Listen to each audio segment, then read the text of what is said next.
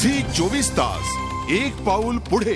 मुंबईच्या पेट्रोल पंपावर एखादी बेस्टची बस डिझेल भरताना दिसली तर कदाचित तुम्हाला आश्चर्य वाटेल, पण आता लवकरच ते चित्र दिसणार आहे। डिझेलच्या वाढत्या दरांमुळे बेस्टने हा निर्णय घेतलाय।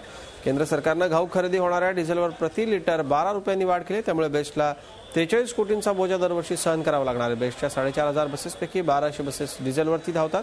थेट पंपांवर डिझेल भरलं तर तुलनेने कमी किमतीत बेस्टला डिझेल मिळणार आहे, त्यामुळे बेस्टचा तोटा कमी होणार आहे आणि म्हणूनच पुढच्या आठवड्यापासून मुंबईच्या पेट्रोल पंपांवरती बसेस डिझेल भरणार आहेत। पण या निर्णयामुळे मुंबईकरांचे हाल होतील। बसेसच्या पेट्रोल पंपावर रांगा लागल्यामुळे बराच वेळ थांबावं लागणार आहे। तसंच बसेस बस स्टॉपवरती देखील थोड्या उशिरानेच येण्याची शक्यता जास्त आहे।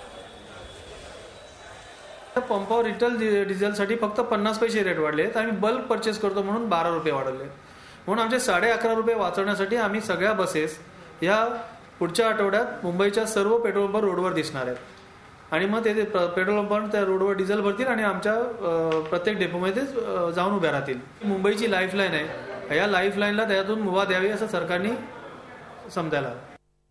झी 24 तास एक पाऊल पुढे।